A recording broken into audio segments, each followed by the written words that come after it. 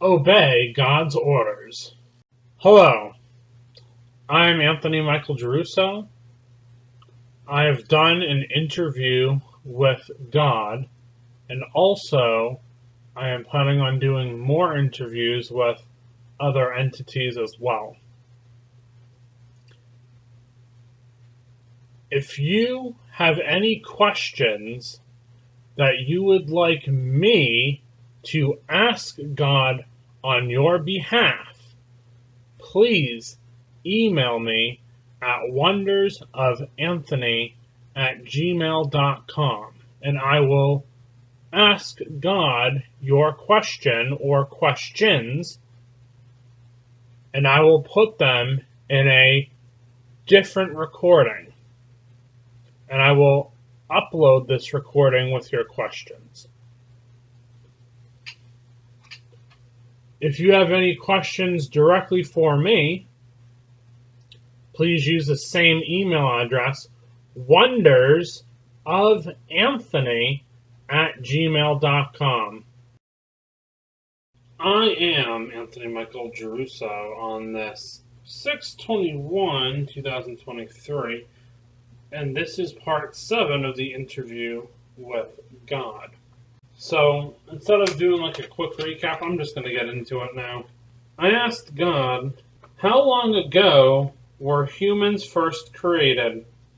Now, as an interjection, I thought humans were created about 5,800 years ago, as mentioned in the Bible, by looking at the timelines. And all these academia people think that humans first appeared on the planet, modern humans, about 17,000 years ago. Well, it looks like we're both wrong, because God told me around 4,700 years ago. I replied, wow, I would have guessed about 5,800 years ago. God responded, no, it was about 4,700 years ago. I asked God when creation of the forest people by Astu and Atu were. Now, like I said in many of my earlier recordings, this is not in order. I'm just putting it out there because I think it's important, and because I can't read in my handwriting that much. I want to get this out, so at least I have an electronic copy of a record. That's what I'm telling you. So I'll just get into it. So Astu and Atu, for those who don't know, they created a world, a planet, but whatever. For the forest people. There's 2 races of people on this planet. But anyway, God replied around 4,700 years ago as well. So that's when the forest people were created. What about the alleged people from 200,000 years ago? God replied, my creations that humans call hominids today were created about 15,000 years ago and are not human. You are human. Few people on your planet fear that I created life on this planet and that I have cut those off from me who thinks evolution exists with me. I asked about the dinosaurs. When did they die out? God replied, I eradicated them about 400,000 years ago in Earth years in a flood. So this is very different from the 65 million years ago that modern people have told us. Okay? How long have you used floods to kill things? That's what I asked. God replied to me, for a very long time. I've used floods to kill before Earth was even created. So that's pretty interesting. I asked, when did you create Earth? God replied, I created this world about 5 billion Earth years ago. this world will last another 300 billion years.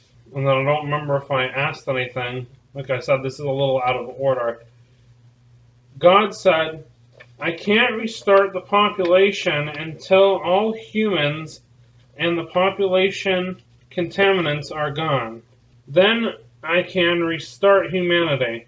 I promised I wouldn't do the easy way of a great flood again, or other similar destructions of my creations. This is now the only way I can restart humanity without breaking my promises to my creations. I asked, is it true that some of the secret societies are trying to end humanity, similar in the way 17,000 years from now? Now, the reason I asked that is God, in another part of this interview, said that the humans are going to be going extinct. Our humans are going to go extinct in about 17,000 years, and then God's going to recreate the population. So just so you have that context, because I know that this interview is a little bit out of order right now.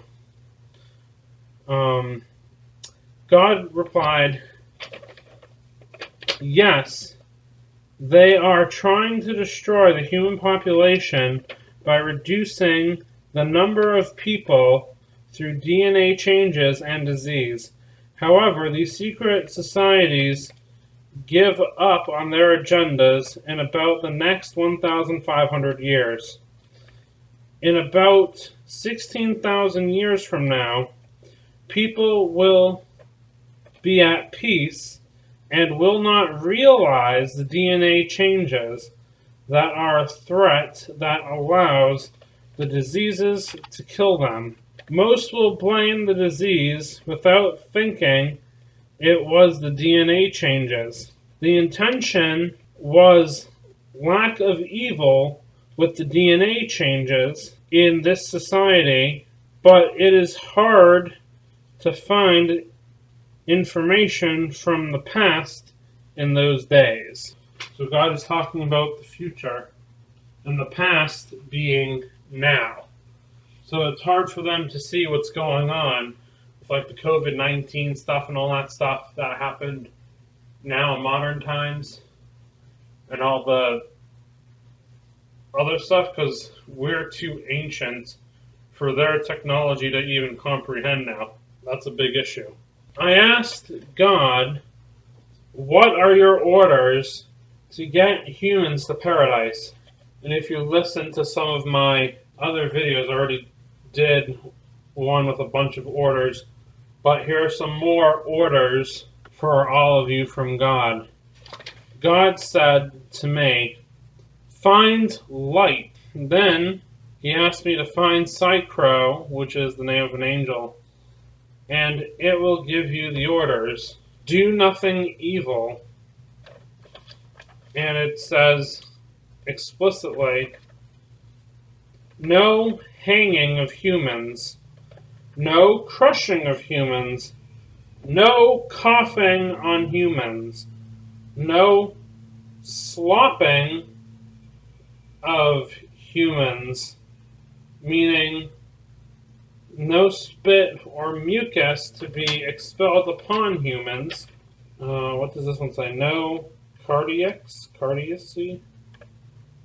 I don't know. No, it says no cortices, meaning no soiling. Can't read that. Lotness. Oh, no soiling the clothes, the homes, holy space. So, like, that's really evil, is soiling. No cordelus, which means no killing of children. No hoarding Christ, because Christ is for humans and angels. No fortius, which means no chopping up of people. No forcars, which means no selling that Christ will help them and make either better or worse or neutral. No false promises. And then it says, side note, if you promise with the intent to keep the promise but is unfulfilled due to unintended circumstance, then you will be forgiven because it is not your fault if something gets in the way of completing the promise. So that's kind of interesting. So I guess if you promise something and you can't fulfill the promise because an unintended consequence gets in the way, okay, you will be forgiven. So that's good news. But it seems like if you promise something and it's in your control to break that promise, then it's really your fault. Okay, and you might not be forgiven for that. Oh yeah, this was a really good one. I asked, is Pentecost important to you? God said, it is not important to me. It is important to the followers of my Son, Jesus the Christ. Celebrating or practicing in Pentecost is not a requirement to join me in heaven. However, a lot of Pentecost celebrators and practicers have joined me in paradise. So people who pretty much precipitate their time and practice in Pentecost actually potentially increases the likeliness of staying on either earth or going to heaven and avoiding hell. So it's just a smart thing to do. Kind of like brushing your teeth, you might want to celebrate Pentecost. Just think about that. All right, good things to do in theory. Okay, moving on. I asked, do holidays similar to the celebration of Memorial Day in the USA and similar holidays in foreign countries and the activities of remembrance of our deceased increase humans' chances of joining you in paradise? God replied to me, yes, it helps you remember your ancestors and those who have dedicated their lives for service to others, even if the humans in practice of these holidays don't know their deceased neighbors or deceased neighbors' ancestors. The practice of these holidays shows love and compassion, which reduces the chances of being sent to hell. That's really good information. God also mentions that stopping sorcery and killing dogs can still allow you to get into paradise. God also said, don't be excessively selfish. He said, love your ancestors. Don't start war. Protect the people of your nation if war occurs. Don't fornicate at plants or fungus. Don't commit suicide. Don't obey Lucifer. Don't kill on Lucifer's behalf. Don't injure any Christ. Apparently there are multiple Christs. Don't say the devil is better than God. Say, I love you, God, when you die, and you will be saved. Say, go to God, go to heaven. If more orders from me come into existence, write them down. I asked God, can I have adopted children? God replied, you can adopt as many children as you please. Don't let anyone tell you otherwise. God said, I don't know what that says. Widely's is a Christ angel. Oh, that's the name. Widely's is a Christ angel number 763. I made Christ angels at the time Christ, I think at the time of Christ. I just wrote time Christ. Okay. So Widely's is the name of Christ angel 763. That might be important. Widely's. What are Christ angels for? God said to me, I created them at the time of Christ to greet Christ, to be friends of Christ, to love Christ. There are approximately 455 million Christ angels. I asked, how long does it take to create a human? And God said, it took 46 years to create Adam, the first human. It usually takes about 70 years to create a new modern human. So that's what God told me.